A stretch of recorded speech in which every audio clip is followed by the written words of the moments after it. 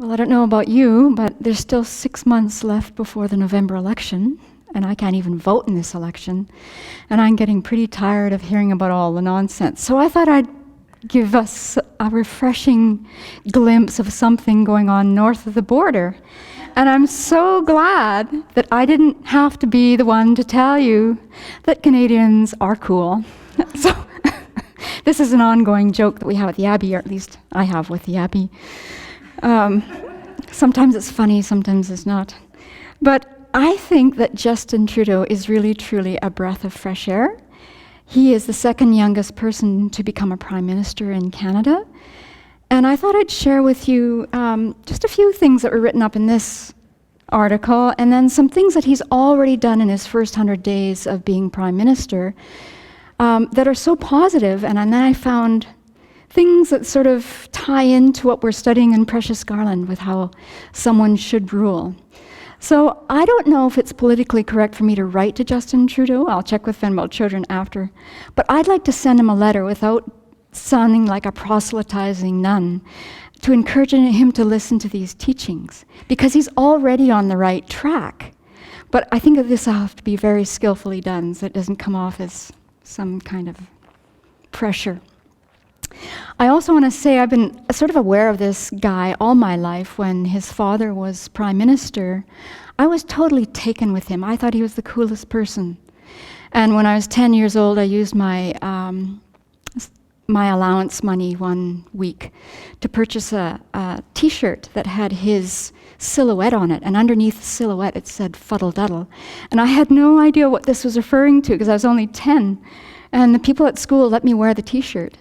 I don't know, but anyway, I thought he was so cool, and he was so colorful. So what I'd like to share is what Justin Trudeau said in his eulogy at his father's funeral. And he mentions this. Is that where I want to start? Yes. We need genuine and deep respect for each and every human being, notwithstanding their thoughts, their values, their beliefs, their origins. That's what my father demanded of his sons, and that's what he demanded of his country. Justin Trudeau ended his eulogy by challenging Canadians to live up to his father's vision of a united, multicultural Canada. He won't be coming back anymore, he said. It's all up to us, all of us now. So what a great view. One of the first things he did in the first month of becoming prime minister is he named a very young and ethnically diverse cabinet. Half women, half men. And this is the first time that this has happened in Canada's history, and I don't know how many other countries in the world have done this. And also the ministers, 15 women, 15 men, are aged, they're all under 50, which is also quite extraordinary too. Usually they're old, much older. So these are the 14 things that Justin has done in his first few months of being prime minister, and they're it's just refreshing and positive to read. So the first thing he did was to lower taxes on the middle class. And this ties in with Nagarjuna's Precious Garland, verse 252 CD, eliminate excessive taxes and reduce the portion of products taxed. And then he has also created, I'm sure this is why Albertans don't like him, and the rich don't like him, he's created a new tax bracket for those who earn over $200,000 a year at a rate of 33%. Go, Justin. The next thing he's done is he's put a stop to all Canadian airstrikes on ISIS targets. So, Canada, for the longest time, was a peacekeeping nation. We weren't, a country that sent people in to fight wars. We were peacekeepers, and so I really hope he restores that. And this ties in with verse 328 in Precious Garland, which says, King, hear how in this world, where the one usually destroys the other, you can still have both the Dharma and a kingdom.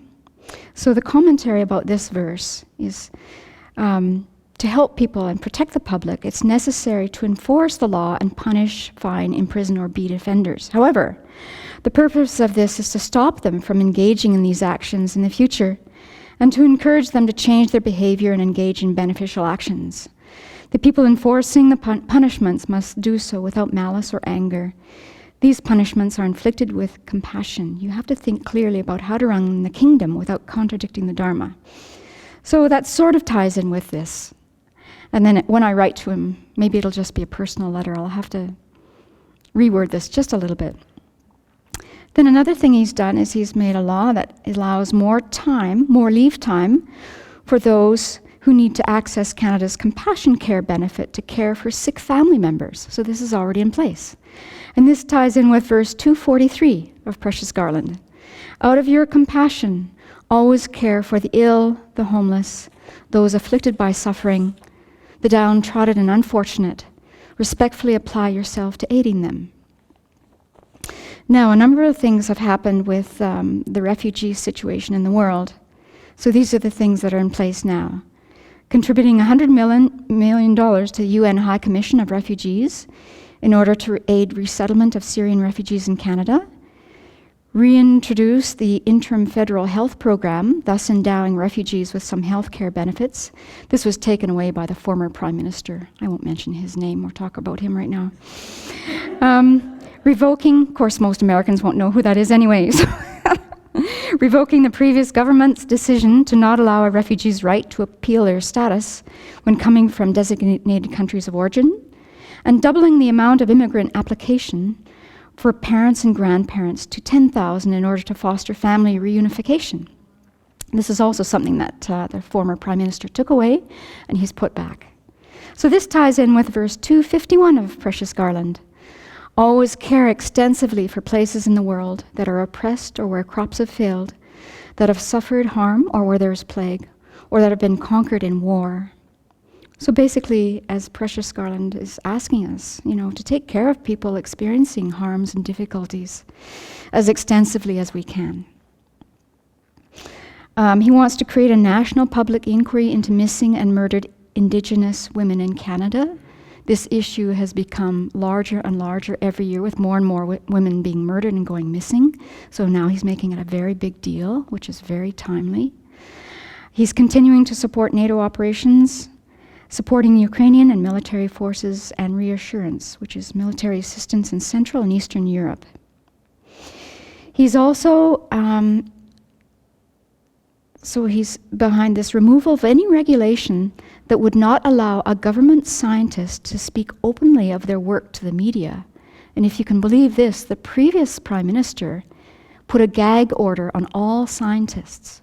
They couldn't say anything about their work, especially if it involved the environment. Then there's an installation of the Independent Advisory Board for Senate appointments that will advise the Prime Minister on Senate nominations.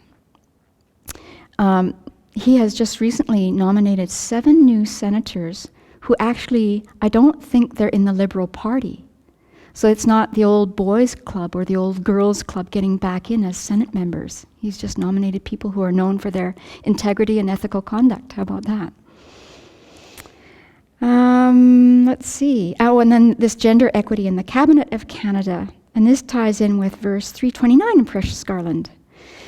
And I think this is his idea of gender equity, but I think he's had a lot of good advisors, so may this continue for Justin.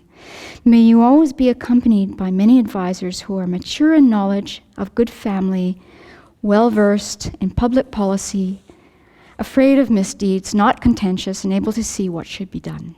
So may that continue. And the last verse, because as you know, he's getting a lot of press just because of how he looks and the family that he's in. This could really go to his head. He could really, fall prey to all kinds of, ego problems. So this is the verse I certainly will include in my personal letter to Justin. This is, I didn't include the verse. Well, I'll find it. The verse is, even if you have the excellent conditions of a God, do not become inflated with conceit.